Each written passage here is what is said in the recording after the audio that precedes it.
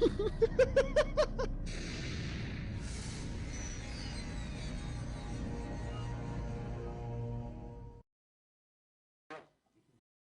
everyone, welcome here to the Canadian Tire Motorsport Park, also known as Mosport, for round number 9, I think it's 9, of the iRacing.com Prototype and GT Challenge Series. That was really professional.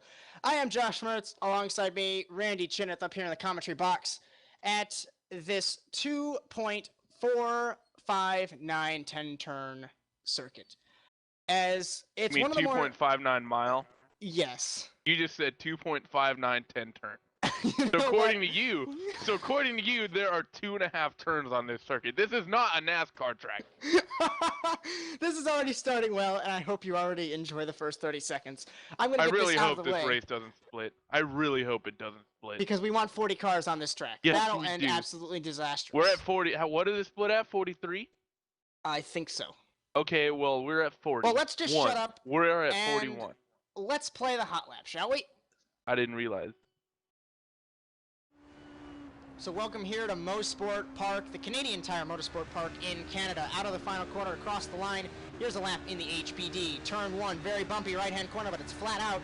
But it's very tricky on the exit because you can clip that curve and go into the tires, and it's not very fun. Clayton corner, turn 2, very tricky, blip the throttle, and the main apex is going wide, but you can run the inside, but it's very tricky. Turn 3, Quebec corner.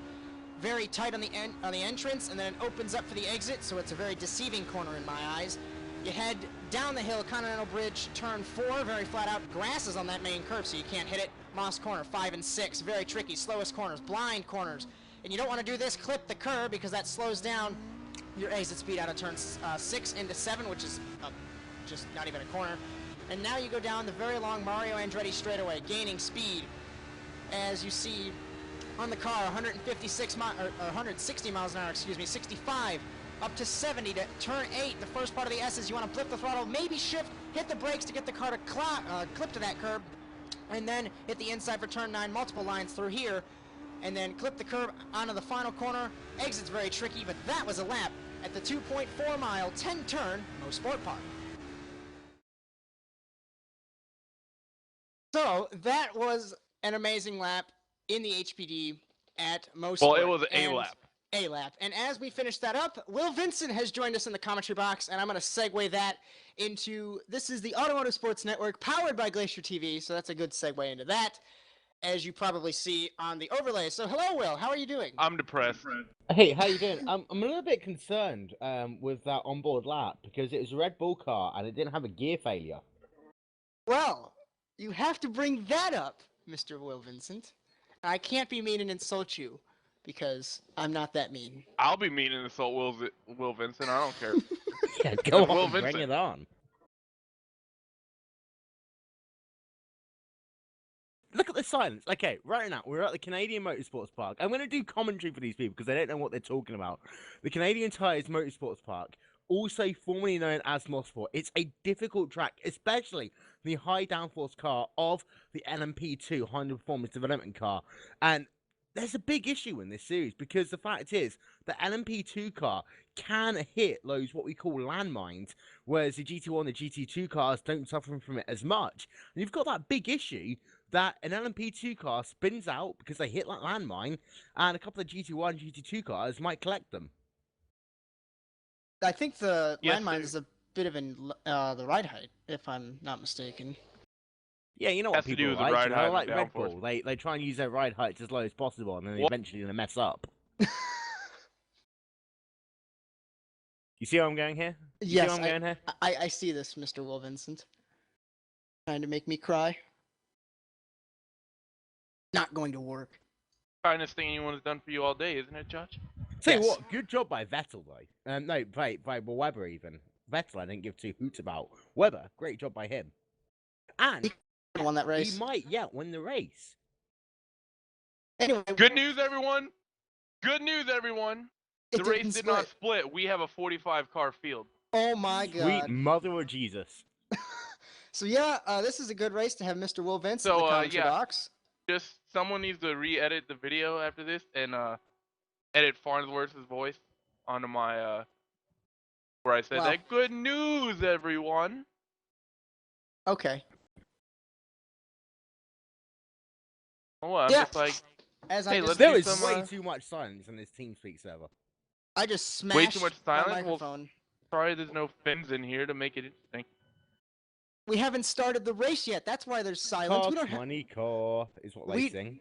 we do not have an They extravagant sing what? pre-race show like Glacier. They sung this song, and literally this is about 6 hours.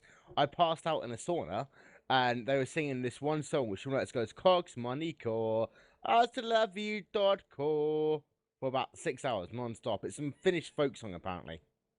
So, So let's get to the this track.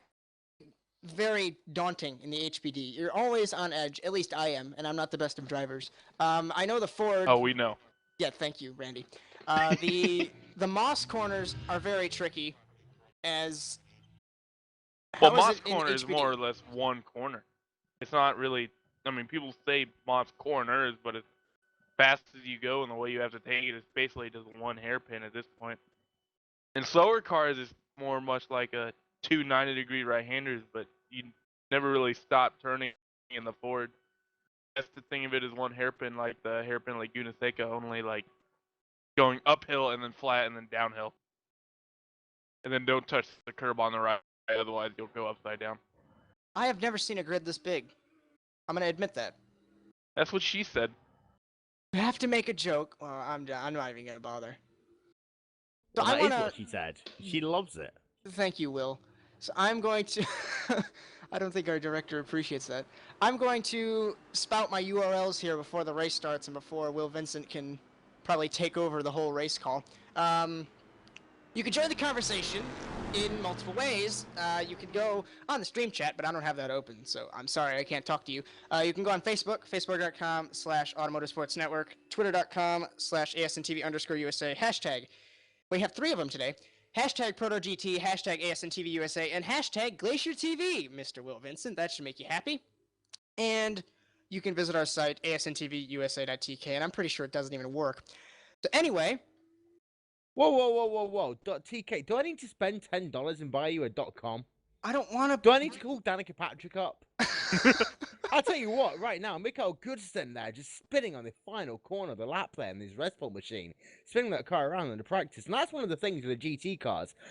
They put the power on coming out the final corner, and they really do struggle on that final corner of the racetrack, coming onto the start-finish straight, with that snap oversteer. And I do expect to see a couple of, especially GT2 drivers, suffering in the last stages of this race. And if you have looked through the field, actually, 15 LMP2 cars, and then you have, what, 13 GT1 cars? GT1. And then you've got a pretty sizable GT2 field as well, headed up by Kimo Surman. As last week... Yeah, this is going to be a fantastic race. I mean, we got radical drivers in LMP2. I mean, in GT2, we have a Glacier TV driver starting first. Glacier a New World Racing, Spinsport not Glacier TV. driver. Glacier Racing. I'm sorry. It's the same people. Okay, so you got Glacier seeing GT2 on pole, New World Spinsport in second. You got 2 Black Rebels cars in third and fourth, and then Richard Sobleski, Jonathan Fuller, Will Stockman. grid. This is gonna be a fantastic race. On the radio, for the next hour and 5 minutes. Kimo Sumanen on the radio, I'm positive that no one's going to make it to the end of this race. For the record, there is a big difference between Glacier Racing and Glacier TV. Glacier Racing, you're only allowed to join if you're Finnish. Glacier TV has idiots like me in it. And me. Well, I'm not. Well, I'm kind of. Well, you're practically Finnish, aren't you? You got by Finns by the stick and a sauna. True story. So I think you've been initiated. Go through the grid, Josh.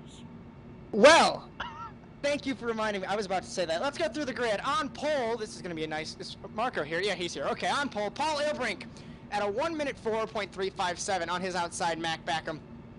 And 3/10 away. Row 2, Michael Booth and Mert Erzl. Row 3, we have Andy Fuller and Vincenzo Amico. He was in a fixed race at Road Atlanta I covered a week ago or so. Marco Isidiacano, who has been dueling with Paul all season long. Outside Sam Dignan. Row 5, Dale Groth and Roderick Croynan. Remember, Croynan won last week at Sonoma. Row 6, Robert Kansian and Aguri Ying. Row 7, Jeff Heaney and Carlos Vaniciello. Wow, that was bad.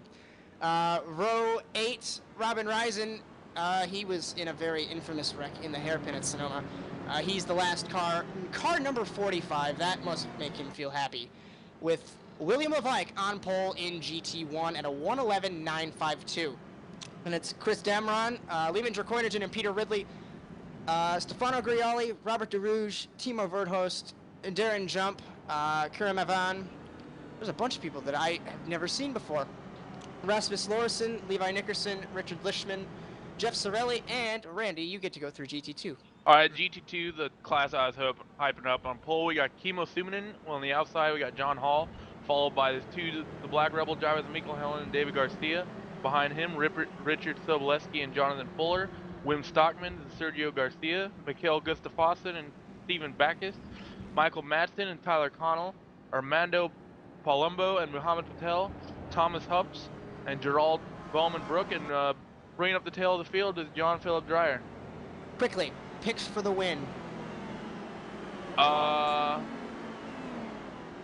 on. Right, Michael Booth, although he hates me, he's going to win in LMP. GT1 is going to be Chris Diamond Jr., GT2, Kim Surman. There you are, go. I'm thinking Mac and Levike and Kimo. Paul Ilbrink, Levin Dracoinigen, and John Hall. And you're just biased because he's your teammate. John has had terrible luck all week getting wrecked by HPDs, but he's had fantastic pace. Him and Kimo are going back and forth all week for qualifying time and overall pole. Kimo obviously just edging him out by about 3/4 of a tenth. So I believe we're getting ready to go green here. So here we go. First racing safety car in front of the field. He's going to pull off and leave the field in the hands of Paul Ilbrink. For an hour and 5 minutes, Ilbrink's on the button, and we're green at Mosport for 45 cars to take to the track. Prototypes into the first turn, mostly single file, so we're going to drop back to GT1 with Chris Damron and William Levike. I thought Levike was on pole in GT1, but that doesn't matter. And GT2, we have a car exiting the pit lane, and then here comes Kimo leading the field as they're mostly single file. As I think that's a better idea. I'll tell you what, you got 2 cars off in GT1, however. You got Kevin Averin off. You got 3 cars off in GT1. Oh yeah, 3 cars off in turn 2. Also parking lot. Levin Dracoinigen's off. Peter Ridley's off. Wow. And Kimo and John Hall are just coming up on this. Yeah, turn 2 is really, really difficult. Especially when you're packed like this on a grid like this. You got 18 cars in class going down into the turn.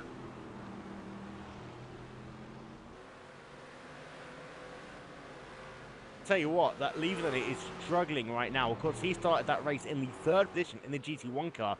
He is falling right back. He's got so much damage. I'm not quite sure he's going to be able to complete the race. It is Gustafsson in Moss Corner. I believe he was in 5th in GT2, although that can be incredibly wrong. As Dracoinigen just coming up to Gustafsson.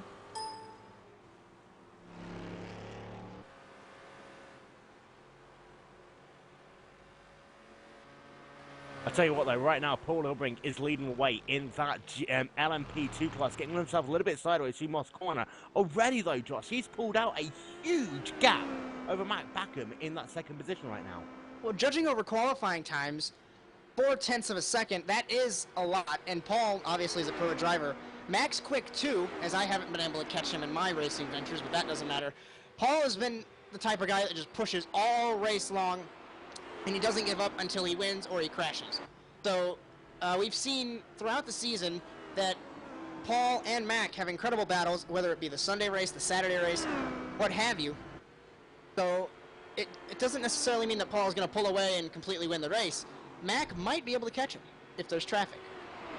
Yeah, indeed. And also, let's not forget that Michael Booth in that 3rd position, you also have a little bit of strategy that comes into play here. Save a little bit of gas early on. So already these guys are into lap traffic. Already working themselves through some of the slowest of the GT2 cars and as they come down to turn 3. In car 44, he's mowing the lawn, letting the LMP cars by.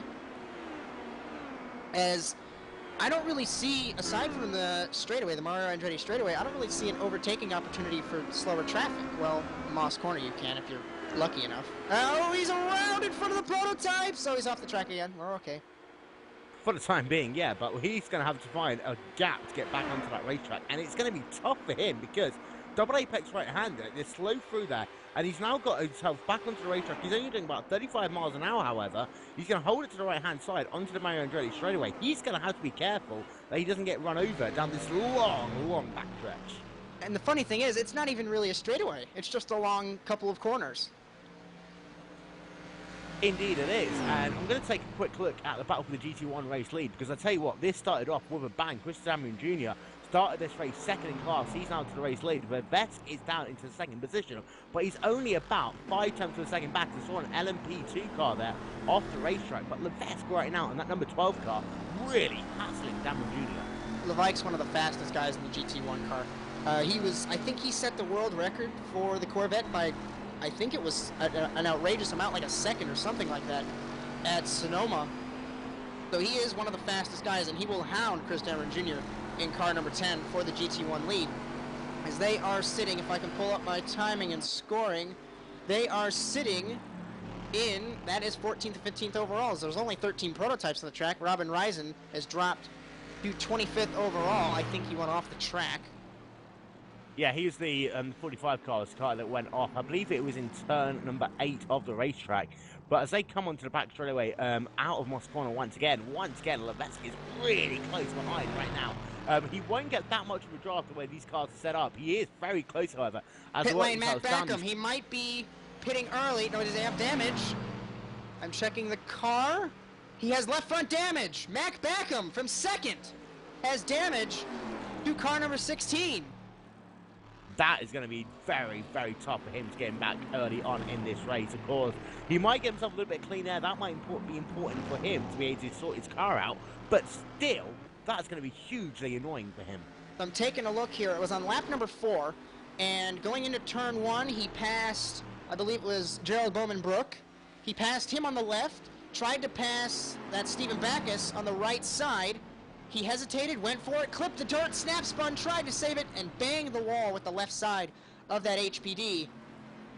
So that's, and depending on where you hit it, the HPD can be a tank, but Mac Backup has retired the car from second place. And I tell you what as well, Paul Ilbrink's falling way down the field. In my timing scoring, he's all the way down. He's spinning it once again. He's off at Moss Corner. He, of course, was leading this race on the front. He's now down. The last of the LMP2 cars on the lead lap, scored in class, all the way down in the 13th position on the racetrack. As Paul Ilbrink, yeah, I can admit I was not paying attention. I apologize for that. He went, did he pit or go off the track? Let's take a look. Yeah, he did. He came onto pit road. So he's done the early pit there in the LMP2 class. And Josh, that is interesting because some of these guys, I mean, you know, this track, it does allow a lot of strategy options. You can pit early or you can pit late. Of course, by pitting late, you can have running clean air a little bit longer. But Paul Ilbrink, however, he has found some clean air. This will be interesting for him. He's broken that draft to the other drivers. Now he's got to negotiate all of that traffic. I'm beginning to... Whoa! Chris was nearly crashed into Paul as he's off the track. He almost did again, too. He hit the tires from the GT1 lead. He nearly got into Paul. So I was going to mention... And he's out. He's out. He has parked the car. And on the radio, apparently he's blaming Paul Ilbrink.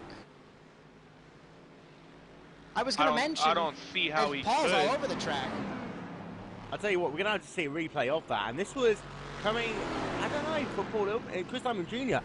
I think there was a little bit of net code. You're going to have to say that. Diamond Jr. was getting a little bit sideways as he came out of turn number 3. And his car sideways, he pushed it into the grass. Looks like he overcorrected to me. The wall.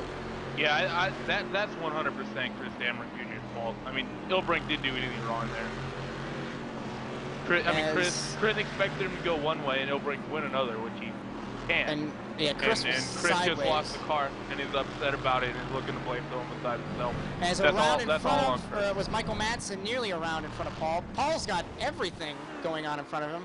I was going to mention that he might have been on qualifying fuel, and he might be doing a reverse strategy, because most people fill up the car all the way and then take a splash at the end. I'm not so sure because you have to. These races are so short. You have to sit in the pits for so long if you do that, that it just doesn't seem like it would be helpful whatsoever. Like you But can pick everyone's up a still spot or saying pit two. stop. Well, yeah, Yeah, yeah. Yeah, but if you take qualifying fuel, you have to sit there for 20 gallons worth of fuel. If you fill up, you only got to sit there for about 5. So there's about a 15-second difference there where, yeah, you might gain 3 or 4 seconds on the track, but you're going to lose 20 to 30 in the pit. Well, let's be honest, Paul Ilbrink's only scored right now 38 seconds behind the race leader in the LMP2 class, Matt Ursel. So he's not out of the question just yet. He's going to have to turn out a good number of laps. I think that he saw the drama going on ahead of him, came off pit road early, and just literally topped off with fuel. I think that's probably what he did as well. Probably just getting out of the traffic. Paul's parked the car. What? No, he hasn't. No, he hasn't. Never mind. Timing and scoring lied to me again, like usual. Why does timing and scoring like to do that? Because I looked at timing and scoring, and it had his name grayed out, and then never mind. Disregard. Yeah, there's a little bit let's of throw blinking going attention on. to GT2 very quickly. If you shut up, Randolph. Kimmo Stillman is leading away in GT2, but still, John Hall, he's only about 4 car lengths back right now in that battle for the GT2 race lead.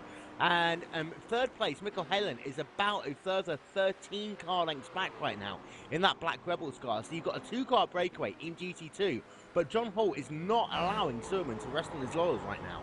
We have an HPD. Kimo and John had a fantastic battle last week at Sonoma with John coming out on top, and it'll be interesting to see if they can have the same result this week. They've been, like I said earlier, they were battling all week for overall pole, and Kimo came out on top. Don't forget, you can use the hashtag GlacierTV or whatever Josh Mertz also decides to use as well. Actually, hashtag. Shout out to Patrick Lindsay. He wanted a shout out. There you are. There's a shout out. I was about to do that actually. And well, it's hashtag ASNTV USA. Well, I've just done it. As I was worried there was a hesitant HPD. Let me go find him. It was Haney. He in turn 1. I know that you don't like hesitant HPDs, Randy. HPDs are fine. I haven't had too much bad luck with them this week. I've had a couple dive bombers, but it's not turn 8 HPDs. It's you HPD. Hey, that's not nice. That was only turn 8 of brands. I see. Well, in GT1, William Levike is still leading the way with about a 6-second gap on Stefano Giriali. Kind of running away with it at this point after Chris wrecked himself. Leading in the LMP class is Mert Ursel. That, I think he started at Sebring from the pit lane. That's how I remember him. And in second, we go to Andy Fuller, and I crashed trying to catch Andy Fuller on Wednesday as he's side by side with Marco Sidiacano. Acano got it into the Moss corner, and they have to negotiate slower traffic. As actually he went off the track, I believe. Yeah, Andy Fuller lost about 3 spots this lap. Yeah, because I didn't even recognize. I thought Michael Booth was off the lead lap. Shows how much I pay attention. Corvette is there's all over the racetrack. Oh, there is a swarm of cars going down the Andretti straightaway right now. Corvette nearly hit the grass. As this track is difficult when you're hot lapping by yourself, and when you're with 2 other classes of cars, and there's so many cars. Then Andy Fuller slip sliding out of the final corner. He's going to be battling with, I believe that's Vincenzo Amico. Yes, it is. As Vincenzo Amico and Marco Sidiacano. Marco, Andy, Vincenzo right now.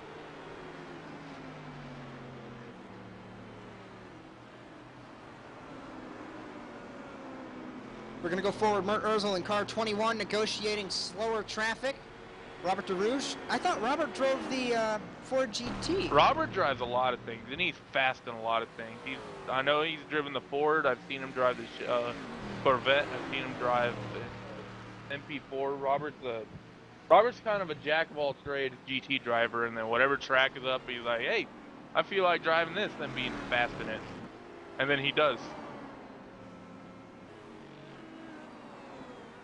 And him and Stefano Giriali right now are battling out for second place. About a 0.7 of a second between the two of them. It went up a little bit because they had some traffic.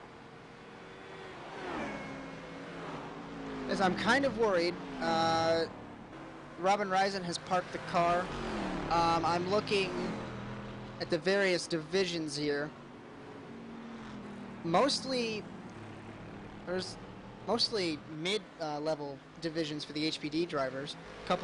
There's Div 1, there's there's 3 Div 1, 4 Div 1 actually, then there's Div 2 with Mac Backham, and Mert Urzel And is I'm Div sorry, 2. Vincenzo Miko has gone around in turn 3.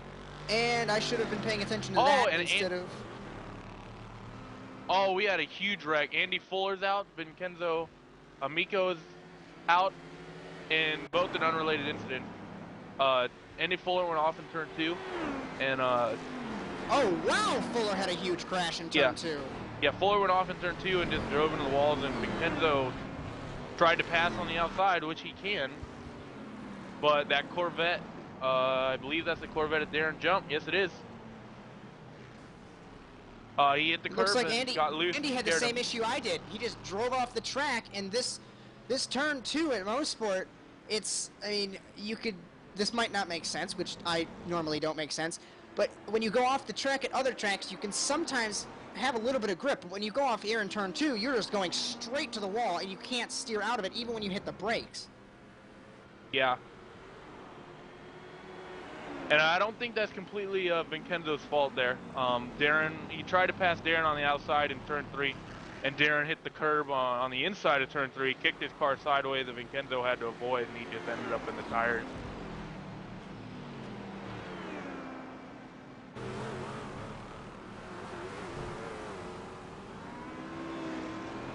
As I'm trying to check the stream chat to see if anyone needs to communicate or ask any questions, but stream chat doesn't seem to be working. So thank you, Twitch, for not working very well. As let's find the battle here. There's plenty of cars all over the racetrack. So we are sipping car around. Jeff Heaney, car 40. Moss corner. 40. He's apparently won the race, but he hasn't. But he's in the middle of the track. No, he didn't go off in Moss. He went off in the left-hand kink before it. Oh, he's going to be right on the apex with the Corvette. Oh, he nearly wrecked Ridley. He was passing Peter Ridley on the outside in the left-hand kink before Moss just got on the grass and spun it, and Peter Ridley nearly T-boned him. Very, very fortunate for Peter Ridley to avoid that crash. He got inches away. Oh, yeah, it was. Peter Ridley needs some new pants after that wreck, I believe. As the GT2 leaders getting overpassed by, I believe that's Mertz right now. As we're going to go forward to, once I find the leader here, Mert Urzel in car 21. He passed, or Kroinen left the pit lane. Is Kroinen, did he have an issue? Robert Kroinen is racing. Oh, yes, he is. Robert Kroinen, he wrecked out early. He's 11 laps down. He's in the pit lane. Oh, wow. Or he's back on the track now, but... We're going to Ford GT, GT2, yeah, but John Hall and Timo Subnin's rear bumper going into turn 3. This is how they're going to be for the next 30 minutes or so of this race. 30 minutes? It is not going to let up. I would say the entire race. I can tell you because I'm a test driver. For the next 48 minutes, this is how they're going to be. I guarantee it, unless they get wrecked. As that's William the Vike passing the 2 GT2 cars, and that's Marco Acidiacano in 3rd. So Acidiacano started, what, 8th? And he's up to 3rd already? Yeah, he started 7th, and you know that's what happened? Wow! I don't know if happened? Connection, but I panned over and I saw Haney flipping. But my connection might have been an issue. It happened to me earlier. I'm still in the server. Okay. So I believe it's just me right now, while Josh tries to get reconnected. So I'll try to run down. I'm gonna run down the classes. Can you see the cars on the track? Yes, you can run down the classes though. All right, I'll run down the classes. So about 20 minutes into it, Mert Ozil is currently leading LMP2. But the person we're keeping our eye on in that class is Paul Ilbrink, because he's one of the fastest guys in the HPD, and he did make an early. So and I hate to interrupt you. I do have confirmation that Haney did flip. I wasn't seeing things. Anyway, continue. Okay. So we have Paul Elbrink, who did that early pit stop, and we're waiting to see how that pans out. We're gonna have to wait until the end of the race, obviously, because if he took too much fuel, or if he started on qualifying fuel, he would have spent too much time on the pit road and he'd lose time. So, and then second we have Michael Booth, and then third we have Marco Sitiacano. But really right now, the race is between Elbrink and Mertz, even though they're not together on track. In GT1, William Levike is currently running away with it, away from Stefano Guriali and Robert DeRuge, that is, as their battle has kind of ended and they've gotten separated as Guriali almost gets wrecked in turn 8, or turn 7, excuse me. That was really close, getting overtaken by Giri Young there. And then in GT2, Kimo and John Hall have gotten a little separated, but not much. They're getting lapped by an HPD turn 1, going into turn 2 right now. In third place, Mikael Helen is about probably 2 seconds back off of John Hall, who's running second. So he's still there. Mert Ozil's in the pit lane. Mert Ozil's in the pit lane. Now this is what we're waiting to see. This is what we're waiting to see. I think, no, my God, timing and scoring. You know, I'm just going to close it. I'm going to close that, and We've established that. Anyway. We've established that. I'm just going to ignore my timing and scoring. So disregard anything regarding my timing and scoring. So back to the GT2 battle. Kimo is currently going under the Mobile 1 bridge sign. John Hall just went over the Mobile 1 sign. And Mikael Helen is about to go under it. So in GT2, the top 3, all different team drivers, all pretty much running away from everyone else in the field. Jonathan Fuller is about 5 seconds off the tail of Mikael Helen, although he is in close tow, or excuse me, Mohammed Patel is in close tow to Jonathan Fuller as well. So we might have an interesting battle for the 4th and 5th spots, as well as 1st, 2nd, and 3rd on our hands. Once pit stops come on and all that fun jazz starts happening.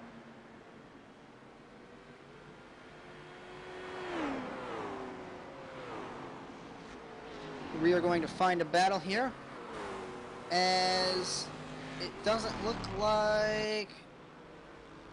There they cars slow out of turn 1 in HPD. I'll see what happened here. The Ford Park, Michael Madsen. Robert Kansian is the HPD. Amico's off the road. Oh, that was really bad. I'm trying to figure out whose fault this was right here. I think Robert Kansian was trying to pass Michael Madsen, and I think he figured the Ford would track out, and the Ford didn't. Did what you're not supposed to do in the GT2 car. He didn't hold his line, and Robert went to take him on the inside, and the Ford basically cut him off. I'd argue that's on the Ford GT driver. Oh wow, that's not even what happened.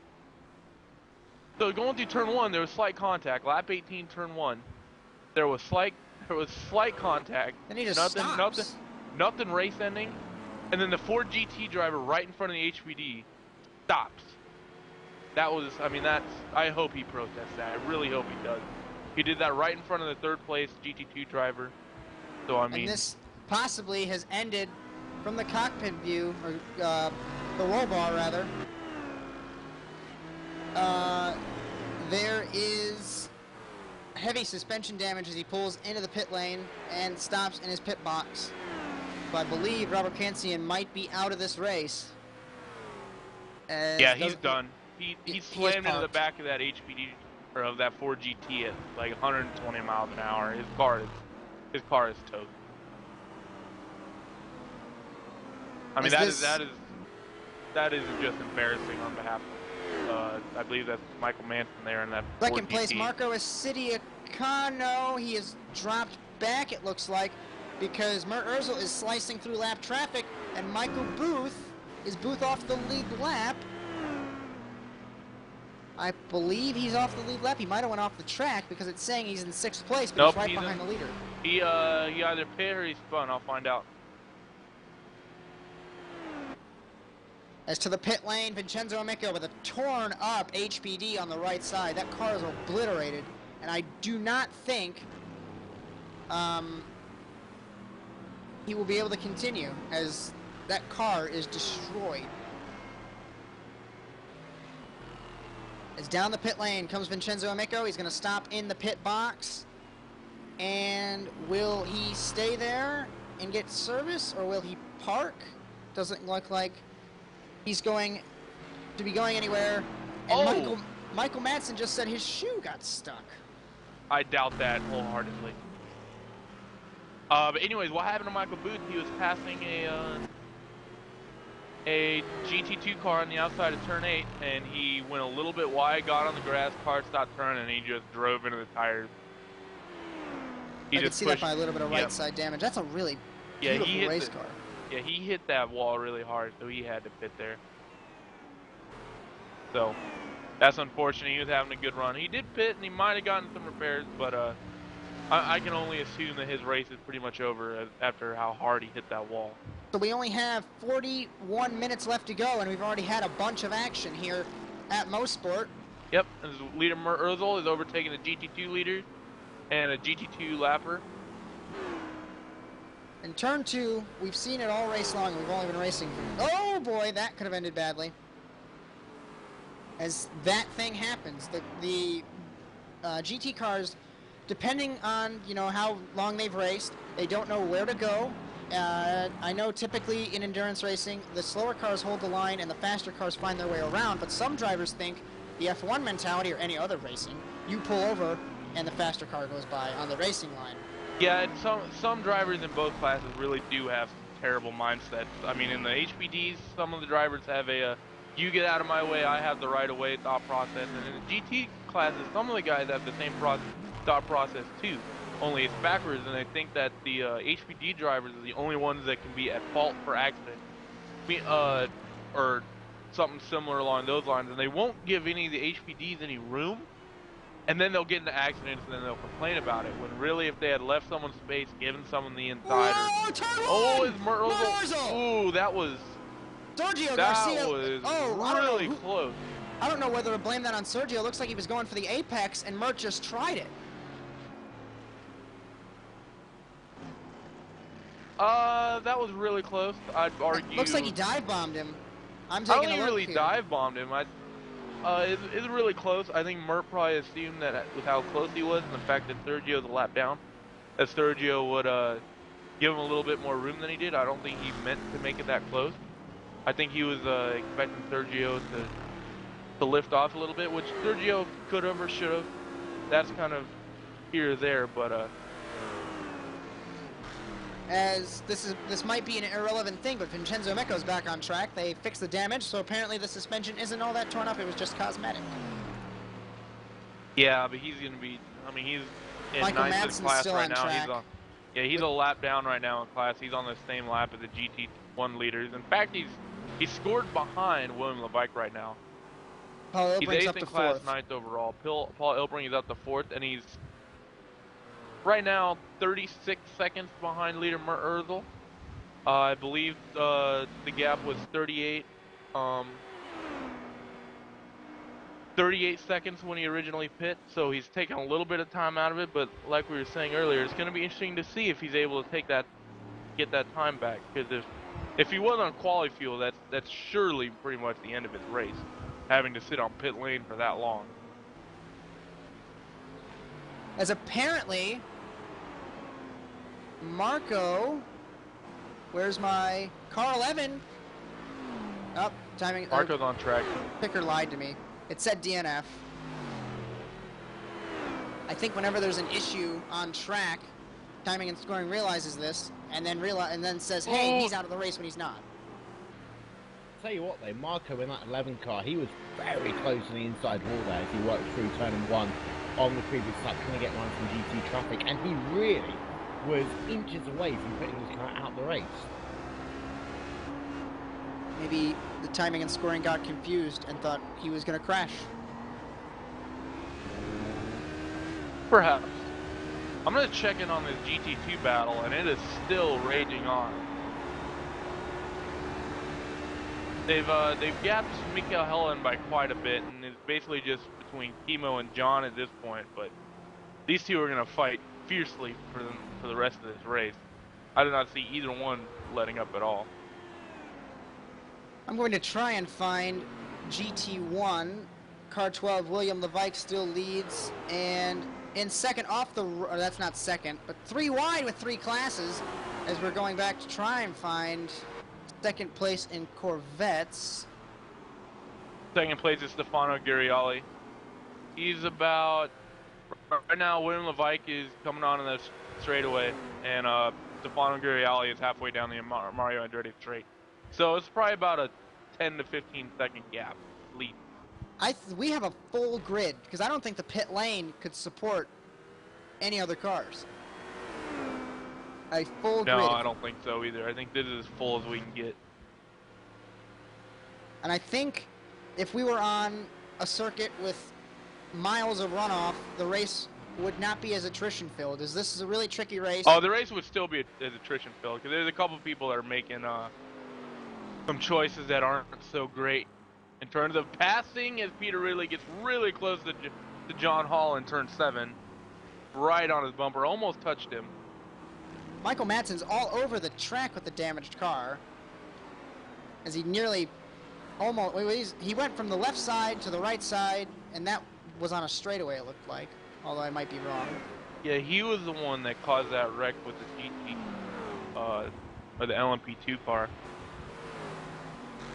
We are getting word from our research, by the way, that the series maximum is 45 cars, and there's also a maximum of 45 pit stops here at the Canadian Tires Motorsport Park. So basically, we have got a full grid right now, and we're only about half an hour into this race, Josh.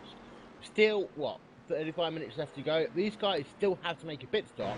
Traffic isn't going to go away. Well, yeah, it's not going to go away because, obviously, people are going to be pitting at different times, although I'm still curious to see if Paul was on quali fuel. But we've seen most of the HPDs, the ones that survive, have pitted. I don't know. No, they haven't. Mertz hasn't pitted yet. I'm not sure Marco with City of Cano has pitted. Either of these really close. I think most of the other HPDs have pit or have had issues, but I think Mert and Marco have not pit yet. As I know, going through the field here, as I was taking a look, Ilbrink trying to get past Karim Avan in car 9, as Avan lets him by. As trying to find the GT1 battle, or GT2 battle again, as I believe it's still raging. And in the pit lane is Germano Palumbo, as I was trying to find John Hall. So second place in GT2 is pitting, as did John already pit? No, he's not pitting. He's going in turn. Or did he pit? I don't think he pit. No, he did not. No, he had an off track though, trying to pass the lap car in turn 2. For 3. Oh, whoa! Turn 3 is John Hall and Sergio Garcia. Sergio hit the brakes right in front of John Hall. As there's on the radio, Aguri Jung says a very naughty word with Ford GT. So we're going to try and take a look. Car 33. Yeah, and that's the same incident. What happened was John Hall was coming up on Sergio to lap him, and Sergio. Wow! Sergio. What a hit! Yeah, John Hall went to take the inside, and Sergio, I think, figured he would go. There's a huge clash, guys. I'm sorry to interrupt you, and this is between Sam Diggin and also Richard Leisman. Timo Bertot is all set out. About 4 cars involved there. That is a GT1, a GT2, and an LMP car all out on the race. Wow, Lishman hit the grass and just was clobbered by Dignan. And then Lishman went for a couple rolls. Very large crash in turn 2, Clayton Corner. And they might just want to pave that and turn it into a parking lot when they're not racing, or when they're racing. Yeah, that was P4 and P5 in HPDs out in about a 30-second span of time. So I'm gonna pull up my. Go ahead, Randy. I'm sorry. For these multi-class races, it can really change that quickly, and it can go from you having the greatest race ever to you're sitting in the pit lane, watching the guys work on the car. So I'm pulling up my timing and scoring, and this might lie to me, so I might be saying some incorrect information. Leading is Mert Erzl, in second Marco City Acano, third Paul Obrink, And Sam Dignan has just crashed, so that's incorrect. Michael Booth, Carlos Vancanelos, Aguri Yang has crashed. Vincenzo Amico has damage, so he won't be going any further. How many HPDs did we start with? There's 8 up front. There's 9, 10, 11, 12, We 13, started 14, with 15. 15, and we have 8, or no. No, we I have think 3. 6. The top 3 cars are the only ones that have not had issues. Well, you say that, That's but it. in total, 15 cars started the race. You have Michael Booth, Sam Dignan. They've both been involved in issues. They scored lap time, so you're right. There are 3 cars right now scored on the lead lap, and you look at that, and they are spread out because it's a 14-second gap between Ursel and Acadenio, and then a further 20-second gap between Acadenio and Ilbrink. So this LMP2 battle, pretty much, is game over now. Well, it all depends on when Mert pits, because we got to remember, Yeah, it's all Paul gonna did be on that his pit early stop. pit stop. And that's what set him so far back in the field. I seriously think he was on quali fuel. But I think the gap is, I mean, 30 seconds is a little. I don't think that'd be enough for it to be a quality fuel stop or a full tank stop. I don't think. It might be. I'm not sure. I don't drive the HPD, but that seems like it would be a little too fast, considering getting onto pit road, getting off of pit road. Because I know in the Ford, if you're looks bumper like to bumper Gerald's with out someone of and they fuel, as I'm That's being informed. interesting. I noticed there was Gerald- something wrong.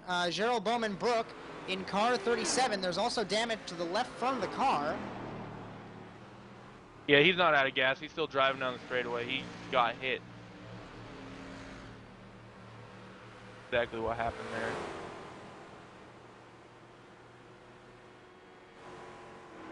I think he's had that damage for a while. As this is, I just thought of it, it's a perfect time to talk about the IndyCar race at Road America, apparently, Mr. Will Vincent, that you have next weekend. If you would like. Oh, wow. I'm sorry, but, sorry to interrupt here, but Gerald was trying to actually pull on the pit lane. Oh, And he didn't hit the wall, but he just flat out missed the pit lane and went from the pit lane access road straight onto the front straightaway. So I think he's having problems driving that car, and if he can't even pull it safely on a pit lane, I think he needs to pull it off the track completely. As he's done so. That's what happens when you're looking at the replay and not what's going on live.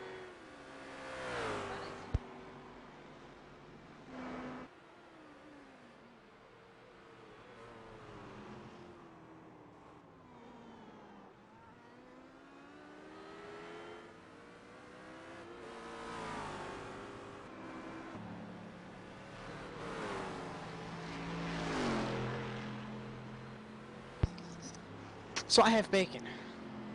You have bacon? I was delivered bacon in the commentary box. Well, how come me or Will Vincent don't get bacon? Because you don't deserve bacon.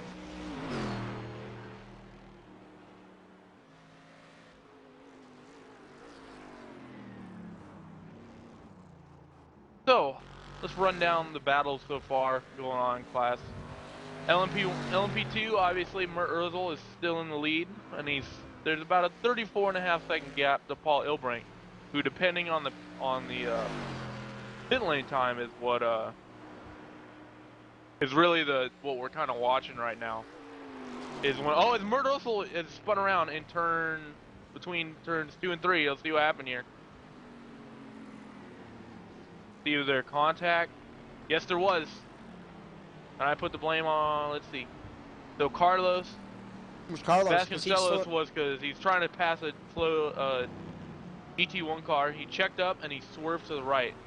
Oh, right wow. in front of his class leader. I mean, that's just poor awareness. And that is completely on Carlos. Mert didn't do anything wrong. Carlos should have either, not braked, or he should have broke, let the leader by, and then gone. I mean, that's just a flat-out stupid move on his part. And it's been like this really the entire race. Really, I mean, there's been poor driving throughout a lot of the LMP2 field. I mean, like we were saying earlier, we started with 15 cars and we're down to 2 that haven't been in a wreck. I mean, do you people not practice? I'm going to put it down to, let's go through it. Robin Rice and Carlos Vancanelos, Dale Groth, Jeff Heine, Sam Dignan, Aguri Yang, Robert Kankin, Vincenzo Amico. Those are, that is, if my math's correct, 8 of the HPDs from number 26 on downwards. Yeah, well, that's an I-rating thing. It's not necessarily an I-rating thing. It's more of a, are you smart and aware thing. I mean, you can be slow and be aware and be smart. But you can be fast and be unaware and stupid as well. Car off, it's Carlos in Moss Corner. Oh yeah, his car is destroyed after that contact. Did he not pull it off? No, he's trying to get back to the pit lane.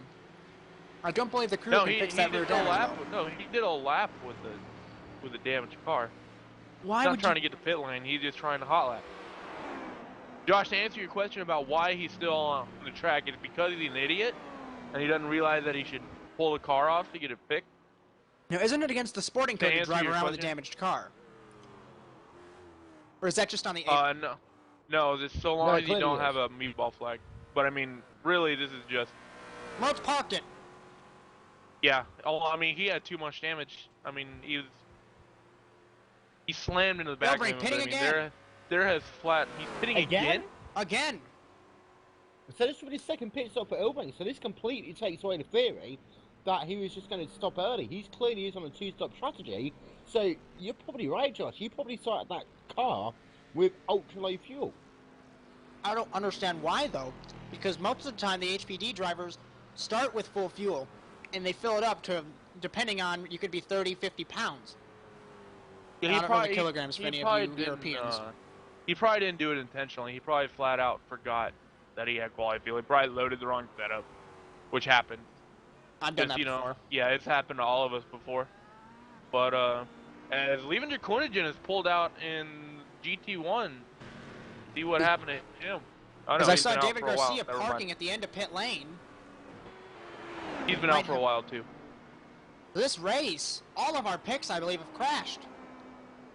Yeah, I mean it was really nice to get a 45 car field, but I mean, I think at this track, really, I'm blame it on the track, this has been. I don't think it's a track. I mean, you can run this track with a 40 car grid, so long as people are competent, and then. But we have just flat out had a lack of competent people. Randolph, it's not just one class. You're running 3 different classes here. You put these cars on somewhere, I don't know, which is more stop-start, like Road Atlanta. No, I wouldn't say Road Atlanta. More like Road America, for example. Somewhere like Sebring, for example. Even Daytona Road. That's when you're going to get the chance to have these huge fields. Places like this, you can almost put this in the same category in many ways as Brands Hatch, Silverstone, for example. Yeah. You know, because there's so many sweeping corners, people realise you get stuck behind one car for 2 corners, you can lose in a second, and I think that's what's coming into play here today. I don't think that's what's caused the blame for a 13 cars in LMP2 to be wrecked out, though. I don't think you can blame it on the track. At some point, you have to look at it and say, okay, you people are just don't know what you do. Lack of talent? Lack of talent. Flat out. Lack of talent, lack of patience. Lack of knowledge, lack of anything. I would like to go back to the track comparison. It's a lot like Silverstone. Yes, there's wide sweeping corners, but Silverstone has a lot of runoff. This track is grass, and I think you were away. I mentioned that if you go off the track, compared to other tracks, you can't save your car if you go off the track. You're going to slip, slide, and crash into a wall, where obviously at Silverstone, for example, there's plenty of runoff where you can drive around and save the car. Oh, we ran an ISOWC IndyCar race here, and there was 7 different lead changes, all because of the fact that simply the leader kept on running off the racetrack. The grass here is so slippery. You get 2 wheels off the racetrack, you are going straight on. You cannot turn that car, and you literally are just trying to find a way to slow that car down enough so that you don't hit the wall with that much of an impact. Because you always know you are going to hit the wall if you go off the racetrack in about 75% of the corners here. So that isn't just me that I think the grass is slippery here. Because I would go, well, it's not that the grass is slipperier, it's just that you're going so much faster. Whereas on some tracks, there's grass. Compared to where? Yeah, let me make sure Silverstone, going off at Mackett's with Edges, you can get back onto the racetrack very easily. Here, you go off at turn 2, you're going to crash into the wall. You can't even turn that car, you are getting straight on to that outside wall. Simple as that, as Michael Booth's working himself around some lap traffic right now. And he's got an outside shot of catching Paul Ilbring if, and I say if, Paul Ilbring gets held in a load of traffic right now. There's about 20 seconds between him on the racetrack right now, but Booth, he's going to be pretty disappointed if it's showing that 22 car, I think. I think David Garcia exiting the Booth pit did lane. a lap down as well, by the way. Whereas Well, he scored a Paul lap Ilbring down, did but not. 9 seconds behind Paul Ilbring. Pay attention. True. I misjudged my lap time. Don't yell at me. 4 Corvettes in a row. Second place. Second, third. That Second, is third. William Levike's in 6th overall. We're going to have a repeat of Brands Hatch where Peter Ridley got on the overall podium. I'm telling you right now. Think so? Because Carlos has damage, Vincenzo has damage, and there's only 21 minutes left. I thought it was a lot longer than that, but that's a lot of time, and someone can plow into a barrier. Oh, Yes, God, it this race could track as happen. well. It's Adam there's coming onto pit road, so he's going to reduce that field just a little bit as that number 9 car comes onto pit road, driving for Team Turkey Motorsports there. And the late pit stops, they start now. And I tell you what, for Avram, he's probably got himself a good chance right now to leapfrog a couple of cars because they're working through traffic, and also in a big line like that, they are losing time. That they are. And just running through the field, looks like our GT2 battle is pretty much ended. I know we know John Hall was involved in that incident earlier with Sergio Garcia that took out one of our HPDs. Jonathan Fuller is about 10 seconds back from John, and then Mohammed Patel is about a further 5 seconds back. So.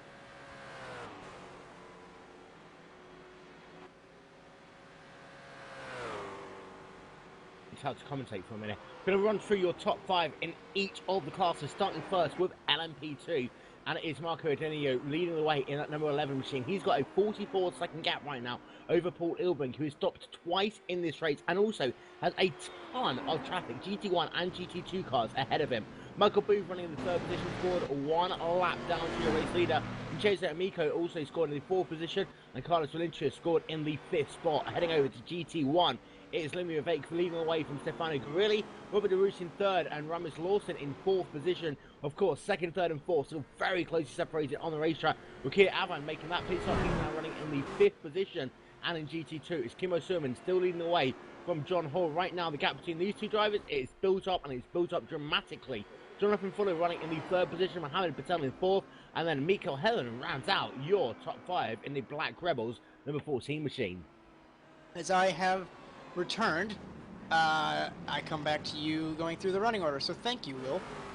As Paul has gotten through most of the traffic, he's now negotiating car 24, that's Timo Verhoost, and now he's going to clamber his way through the track, through the traffic, to try and get to the lead as Asidia Kano is pitting in car number 11. So David Garcia's got suspension damage. He's plowing into the wall. That's strange. But anyway, Asidia Kano's taking tires. That might be a bad decision as he's in the pit lane. We're gonna go on board the roll bar of Ilbrink. As I'll tell you when Asidio is on the ground, he's rolling, leaving. And so he's at the limiter cone, so he's out. And he's still got a past the huge pit gap. wall. He Oh! got merged now. Oh! Just missed one of the GT2 That's cars. Jonathan Fuller. In the penultimate corner on the racetrack. I believe that was actually Jonathan Fuller. He just I'll get spun. confirmation of that in a It moment. was Fuller. He lost it. Yeah, and wow, that could have ended badly. Ilbring has a little bit of damage from that, but it doesn't look too bad considering. I don't think he's gonna have to pit again. That would be disastrous. Well, with only, 3 cars scored within a lap of the leader, I think Parliament could, if he had to, come back down to pit road. But Asidia this is Kano the thing and that you're Ilbrink. talking about, Josh. You have, a big gap from P1 to P2. You only have 2 of the LMP cars scored on the lead lap right now. Michael Booth scored 1 lap down. You also have Amico scored 1 lap down as well. But, I mean, really, the LMP2 class really is been a case of attrition. If you keep that car on the racetrack, you're going to get yourself a top 5 finish. Yeah, definitely. Yeah, pretty.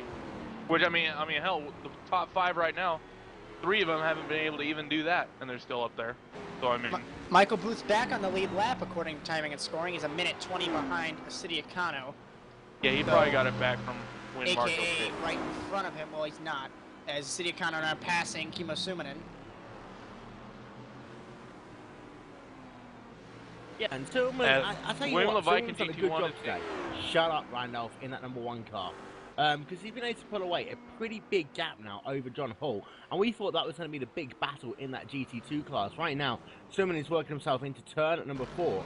Hall isn't even into the exit of turn number 2 yet. So Hall, I mean, he's struggling Off the road, of this Nickerson! race. From, I believe that was, no, it wasn't up front in GT1. I thought it was, but That's it was like off last the in road. class. But anyway, it's better to, you know, mention something than, I don't even know what I'm talking about. Anyway, he went off the track, he smacked the wall, but he's going anyway. And continue, Will, I apologize.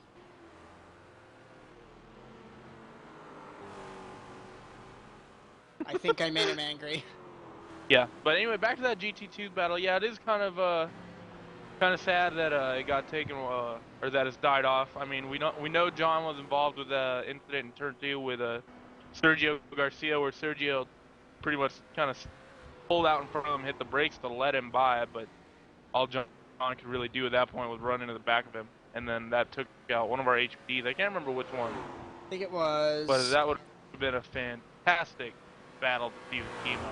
It was a Guri, I believe. Like Will was saying, Chemo has been driving great. I think he's one of the few people to not have really any issues so far with any other classes. Kept his car clean, and that Glacier Racing car is looking pretty good to bring it home for the later stage of this race. So your podium currently is Marco Acidiacano, Paul Obring, Michael Booth in LMP, then William Levick, Stefano Goriali, Robert DeRouge, Kimo Suminen, John Hall, and Mohammed Patel. Timing and scoring list, Ilbrink 8 seconds behind Acidiacano, so I'm going to try and find him here.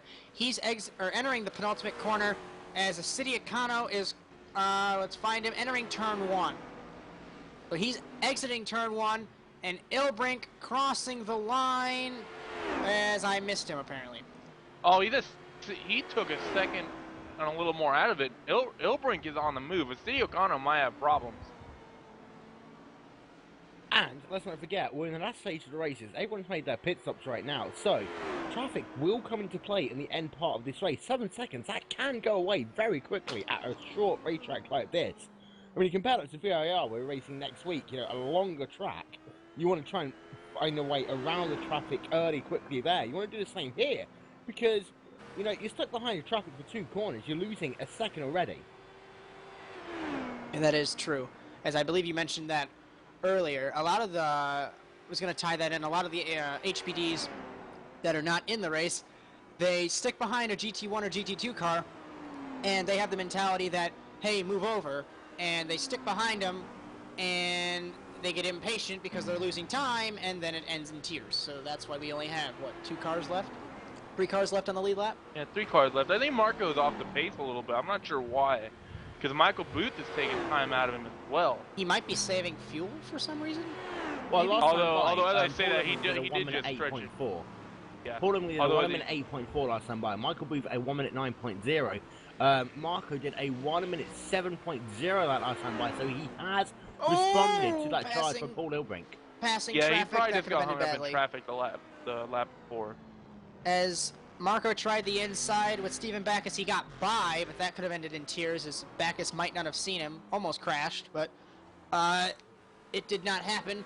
Exiting Moss Corner, and it's pretty much the whole length of the Mario Andretti straightaway. That is the difference between Acidiacano and Ilbrink. As the S's are a really bad place to try and catch someone. As Acidiacano Yeah, and I think has found Ilbrink's out. very lucky he's been able to slow it down the inside there, coming down into the S's. He's got some GT2 traffic ahead of him as well. He should be able to just clear him on the start-finish straight. This will make things a lot easier for Paul Ilbrink. We'll see what the gap is actually as they come past the start-finish line once again. It was 8.4 seconds last time by. It's back down to 6.6 seconds on the racetrack. So Ilbrink in traffic is superior to Marco, but in clean air, Marco really has to pedal it right now. As they've been battling all season long. I think they were battling at Brands, no, it was Motegi. It was Motegi they were battling at. I believe Marco was at Brands Hatch, but he crashed. Sebring, he crashed, and Paul crashed too. I believe Mac won that race. Yeah, Sebring was an interesting race. There's a lot of crashes Refresh my memory. I think Paul was not at Sonoma last week because of Polar GT. And Paul wasn't at Sonoma either, or at at brands either. Tell you what, like, Ilbrink's got a bit of an issue. He's going to have to try and work himself through lap traffic, and the GT1 cars ahead of him are going side by side. It looks like Ilbrink will just be able to clear as they come down into the essence 2 of the GT2 cars.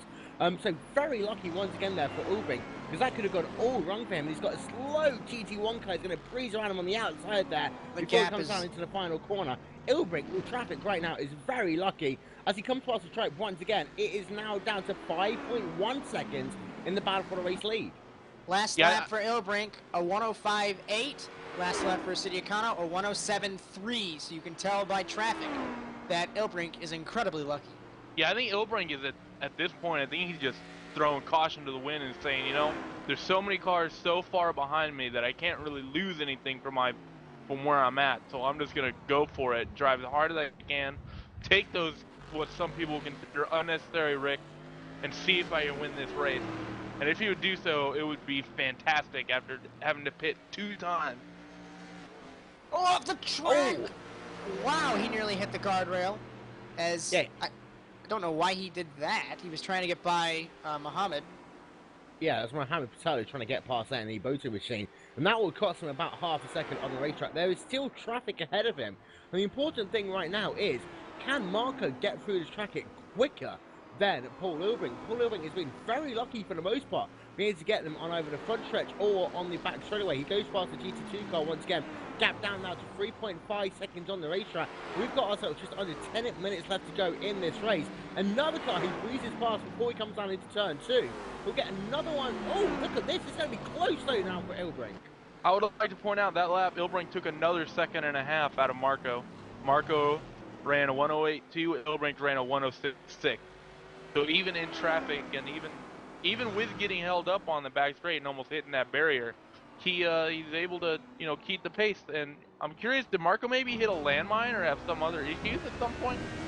I don't know. Marco is struggling right now, and I tell you what, he can see him now. He can see him as they work down this Mario straightaway, just over the fence. So we'll be able to see that HPD getting closer and closer in the distance right now. And Marco just working himself through the S. There's a lot of traffic ahead of him there, as Marco has to swerve around. And Marius Lawson there, who's struggling right now, and he's pulled that car. I think he's out of fuel there. Perhaps, you know, and what's possibly more important than a City Econo can see Ilbrink, it could be that Ilbrink can see a City Econo. And sometimes, if you can see that car ahead of you, you can push just that little bit further, because you can see that all this work you're putting in, all these risks you're taking is worth something. It's benefiting you. I want to say I can admit I was not paying attention for a moment there. We did get confirmation that Ramis Larson was out of fuel. He is 7th in GT1. Well, I was just confirming it, Will. I'm sorry. I told you I was not paying attention. No one ever pays attention to me anyway, but I tell you what, look at that gap in the battle for the LMP2 class race lead. Ilbrink's got 2 cars ahead, and they're trying to go side by side, the GT2 over GT1, as they work down the back straightaway once again. Ilbrink again getting past all of the traffic where he needs to do so. He can see right now the LMP2 class. In fact, he's not that far away from getting the draft right now, Randy. Give it 2 laps, he's going to be all over him. As now there's a Ford in the way. He's really gonna get the draft here, and and just to kind of get away from this LMP2 battle, Kimo Sumanen a couple laps ago did pit, and John Hall is pitting this lap. So this could be a way that this battle could get a little bit closer in GT2, but I'm not so sure, considering how large the gap actually was.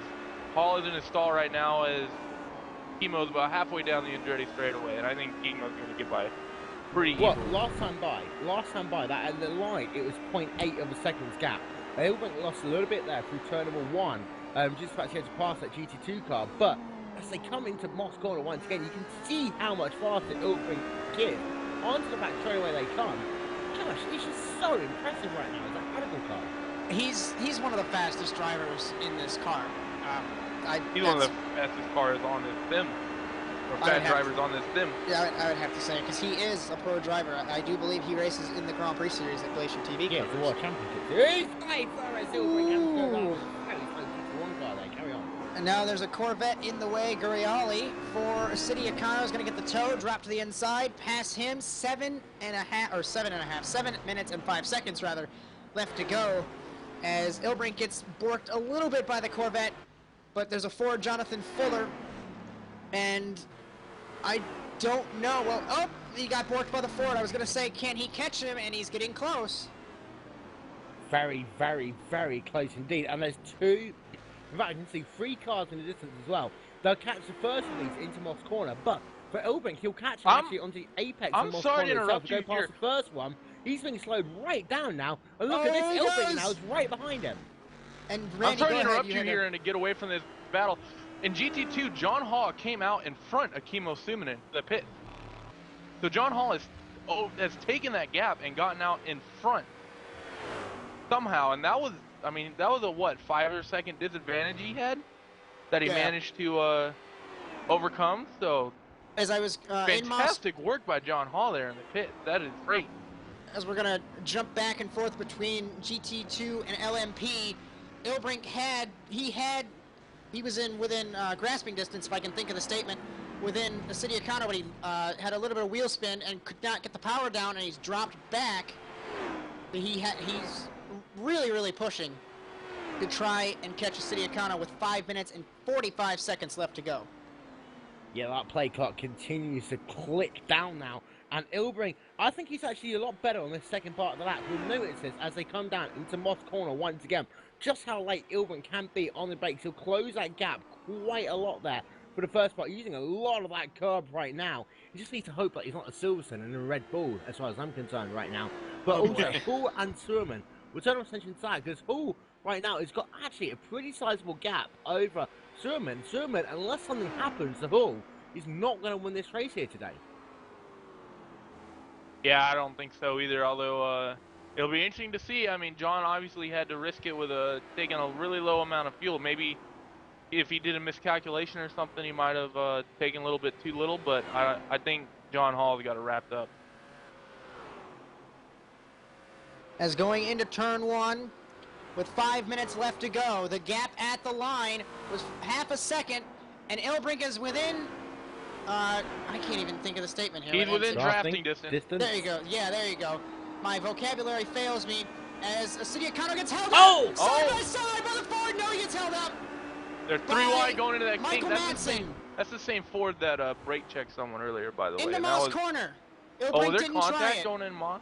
No, there was not. It looked like, okay. Michael Booth and Kimmo Suminen in the way, you could say, for the battle for the overall lead. Booth is 3rd overall. So these two are going to come hounding and flying past, as I really need to work on my vocabulary, as Mr. Will Vincent has a better one than me. Yeah, and these are our LMP2 and GT2 leaders that are on track right now. They're on track together. Though, once again, look at the way that Ilbrink is able to close up there. They finally it's 3 wide through the last corner. But look at that GT2 car. It's holding up Ilbrink a little bit. This could be what Marco needs to keep this race in. As they come back down to turn 1. There's not much remaining on the play clock right now, Josh. And Ilbrink, every time he gets close, there's always traffic in the way, and it's always in a place where he's trying to make a pass. That was almost disastrous for both our class leaders going into the last corner. Because City O'Connor forced it up underneath Hall and realized he can't afford to lose any time. And Hall almost turned into him at the last second. He went straight, but that was almost disaster. As I was going to mention, whenever Ilbrink tries to catch a City of Connor, there's always traffic in the way. But you see I see at least, the Ford is way, way far away from the City of Connor, so Ilbrink can try and get the draft with 3 minutes left to go here at Mosport. I believe that's probably 2 laps, as my math is probably wrong. But into the S's here, turn 8, the City of Connor leading Ilbrink after an hour and 3 minutes, of racing. Into the final corner, as there's going to be the Ford in the way. He's going to stay on the racing line, as that's the obvious thing to do. Into the first corner, Ilbrink. That I think right there is where Paul Ilbrink might lose this race. He had the chance. If he got a good run out of the final corner, he could have penned in a City O'Connor onto the outside line. He wasn't able to do so. There's GT1 traffic ahead of these two right now. This is allowing Paul Ilbrink to come back up, but you see, he darts to the right-hand side. This is where the GT traffic is. Hideo Kano always gets that better line as he dives through traffic right now. Ilbrink, he hasn't got the gear to be able to put alongside him. He's going to have to hope that something happens with the GT2 car ahead of him right now. Now, would you think that Ilbrink, if Ilbrink was close enough, would he dive bomb on the final lap into Moss Corner? Because he's really, really good through turn 5. I know Paul Ilbrink very well. He wouldn't dive bomb him, but if there was a gap, he will go for it. He'll have to wait for the gap to present itself. But with a lap left to go, Ilbrink's got all that work to do once again, and that's all kind of inverted itself there. Ooh. Ilbrink is back onto the charge because of the fact that Hideo Kano lost a lot of time out of the final corner. Ilbrink just sucks right now. I believe this is 2 laps to go, and I don't want to make the mistake like I did last week, so I will wait for the white flag on my timing and scoring. We got 2 to go. As Hideo Kano has Amiko, Verhulst jumps off the road, Lawson, all this traffic to deal with as Corvette does the smart thing and drives completely off the road to save this lead, this battle for the lead, I should say, in the LMP class, as traffic is insanity here in Mosport. Looking back to our GT2 lead, Kimmo Suminen has pulled up to John Hall's bumper and has been lapping faster than him. So this is going to be a really interesting 2 to go, and for the GT2 car, there could be 3 to go, depending on how white flags. He's going to split the middle with the. Oh, this is crazy! Splitting the middle is Hideo Kano. This is the race winner. If Ilbrink can't get past the LMP car, he will have. Oh, look at that on the outside there. That's going to get held up by a Corvette. But again, that Vec is going to give him a little bit of a block there. With 1 lap left to go, Paul Ilbrink still has all of that work to do. And I have to say, Hideo Kano, on a one-on-one fight, can just about beat Ilbrink. Now, it's going to come down, obviously, to traffic. William Levike, I believe, is the leader in GT1 timing and scoring. Yes, he is. He's the leader in the GT1 class, and I know Levike, he might pull over, but depending on where it is, Ilbrink, will he dive bomb in turn 5? I'm sorry to interrupt, but no. in GT2, Simonin and John Hall are side by side at the end of the Andretti straightaway, and they're still side by side going through the S's. And I tell you what, Kimmo Suminen, he's not just about to get that pass done, but as they come to take the white flag from themselves, all of a sudden Suminen's going to the outside of turn 1. He's not going to make the pass there. Suminen is trying everything he can on the final lap of this race, but also for Paul Ilbrink, as he comes down to Mario Andretti straightaway for the final time, just nothing that Paul Ilbrink can do to win this race now. Well, not necessarily if they catch the Vike and the Ford. He might make a last turn dive. Oh, he's going for it. He tried it. He's going to go for it. Out of the final corner, he got close. Contact. Hideo There was Kano contact. wins in Mosport That as is Ilbrink got fantastic. close. A fantastic race. Going back to our GT2 battle, they're going into Moss, and this is where, coming out of Moss and down this Andretti straightaway, this is where Suminen is going to be able to try something. Because he's going to have a lot of draft. Of the late breakers in that Glacier Racing car. They work themselves down the Mario Andretti straightaway for the final time. They have scored 50 laps in this race as they come down that backstretch for the final time. It's all going to be, can Suminen work that car? It's going to go side by side. Contact! Contact! Side by side, and that cost Suminen the race there. He just got a little bit of a block there by Hall as they came down into the S's, and Suminen will not get the momentum out of the final corner, and Hall is going to take GT2 victory. As I was paying attention to LMP the entire time, and that must confirm it, Hall wins in a fantastic battle with Kimmo Suminen as he's weaving in celebration. As what a race in GT2 in LMP, and meanwhile, in Corvette, I think it's been a quiet race for William Levike all race long. And we have confirmation, by the way, Paul Ilbrink started with 10 kilograms worth of fuel. That is why he ran a two-stop strategy. You know, I think that what Paul Ilbrink just was able to do this race, I think that might shake up what a lot of P2 drivers do in this official series. Because most usually just go for the one stop. And for Paul to run a two-stop in a 1 hour race and to come that close, that really could change the name of the game. However, I'm sorry? This is in some ways a bit of a tyre heat eater. In the fact that, you know, those tyres get heated up, you don't have much grip, especially into turn 2, that fast left-hand corner where you need to have good momentum. And that alone costs you about half a second if you mess up turn 2. So I think that Ilbrink, yes, it was an alternative strategy. It won't work anywhere, everywhere though. Probably not. It'll probably be best. It might be best for tracks such as Mosport, where traffic can be an issue. That lighter fuel, you can swerve and weave through traffic a little bit quicker. Whereas on a place such as Road America, it may not be quite as beneficial because you have the long straightaways to get by so many cars. But it'll be interesting to see what these P2 drivers start doing after this result. I mean, that really was really that was not what I was expecting. I figured if Ilbrink had taken too little fuel, I figured he would have been out of it, but he just flat out was not. So I think it's a good time here to go through the final results here at the Canadian Tire Motorsport Park, Mosport. Winner in your Lamar prototype class, Marco Chenowth, 3/10 behind is Paul Ilbrink after a two-stop strategy. An incredible race from Paul, I have to say. That's the best display of driving I've seen in a prototype in a while. Michael Booth, a lap down, stays on the overall podium. Vincenzo Amico and Carlos Vasconcelos, those two had damage, and they finished 4th and 5th in class. Winner William Levike in GT1. In second place in GT1 is Karim Avan. Then it's Robert DeRouge, Stefano Guriali, and Peter Ridley, your top 5 in GT1. Followed by Timo Verhulst, Rasmus Lorison, Darren Jump, and Levi Nickerson. And after the insane battle John Hall and Kimo Suminen had, Hall comes out on top for New World Simsport, followed by Kimo Suminen for Glacier Racing. Mikael Helen, I believe he was mowing the lawn in Moss Corner when I took a look. With about 10 minutes to go, he stays on GT2 podium in 3rd.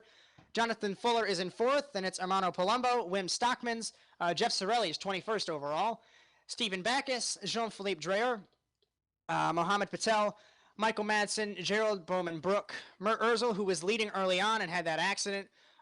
Richard Lishman, Sam Dignan had an incredible wreck. As we're going down further in the results here, attrition was the favorite thing.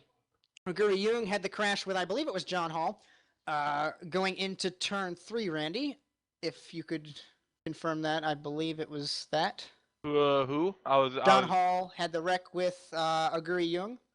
It started with Sergio Garcia because they were coming out of turn 2 and John went to take the outside because Sergio was in the middle of the track and Sergio wanted to give John the left and he pulled right where John was and hit the brake.